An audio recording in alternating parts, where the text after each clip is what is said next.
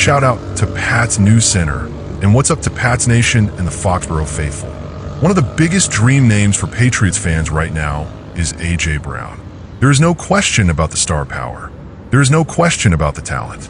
And if he somehow landed in New England before the 2026 season, he would instantly become the clear number one target in this offense. But here's the real conversation Patriots fans need to have. Is A.J. Brown actually the smartest move? Or is there another receiver out there with even more upside for the future? Brown is still a major name, but he does come with concerns. His production in the passing game has dipped. There have been public issues involving other parts of the offense, and he is set to turn 29 at the end of June. That does not mean he cannot still ball out, because he absolutely can. But if the Patriots are going to make a serious move at wide receiver, they have to think bigger than just the biggest name on the board. They have to think about value, long-term upside, and how this offense can grow around Drake Maye for years to come. That's where Brian Thomas Jr. enters the picture. Instead of chasing the veteran star with a lot of mileage and a lot of noise around him, New England could make the much smarter play by targeting a younger receiver with huge potential who may be available at the perfect time. Thomas is coming off a rough sophomore season, and that is exactly why this could be the moment to strike.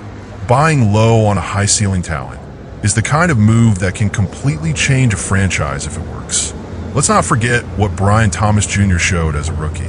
He exploded onto the scene with 1,282 receiving yards and 10 touchdowns, looking every bit like one of the brightest young wideouts in football. That kind of production gets attention fast, and for good reason. Size, athleticism, big playability, red zone presence, he checked all the boxes. For a moment, it looked like Jacksonville had found a true game-changing weapon for years to come. Then came year two, and everything cooled off. Thomas did not look like the same player. His role shrank, his impact dropped, and suddenly he was no longer viewed the same way. He even fell behind Parker Washington and veteran Jacoby Myers after Myers arrived in a trade from the Raiders. That kind of drop-off raises serious questions, and the Patriots would have to do their homework, but also opens the door to a potential opportunity. If Jacksonville no longer sees Thomas as one of the top two weapons in its passing attack, then listening to trade offers would make a lot of sense. And from the Patriots side, this is exactly the kind of gamble that could be worth making.